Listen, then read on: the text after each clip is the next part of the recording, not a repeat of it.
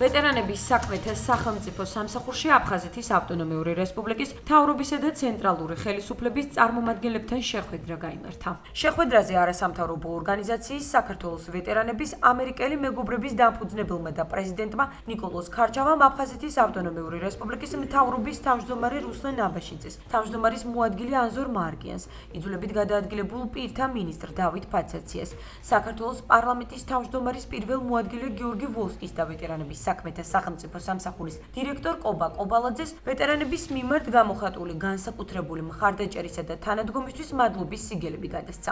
შეხვედრის ფარგლებში მხარეებმა სამომავლო ურთიერთობების გაღრმავებაზე და სხვადასხვა ერთობლივი პროექტების განხორციელების შესაძლებლობაზე ისაუბრეს.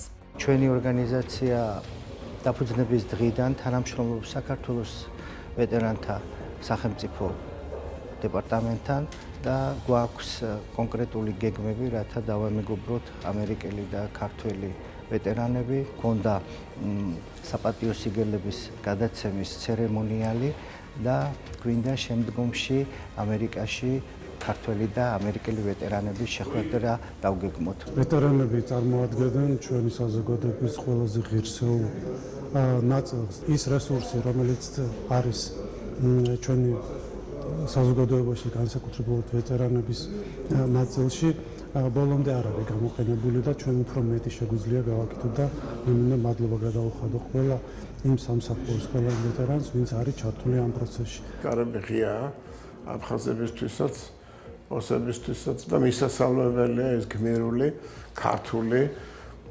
აბსოლუტურად გამორჩეული დამოკიდებულება ვეტერანებისა, ვინც სიცხლე დაუყარა ამ ომში, ვინც მართლა იბრძოლა და კარგი იქნება თუ ამერიკელი ვეტერანების ეს ორგანიზაცია, სადაც არის ესეთი აქტიური გამაერთიანებელი წევრი ნიკოლოზ ქარჩავა, აი ამ საკითხებში მიიღებს აქტიურ მონაწილეობას.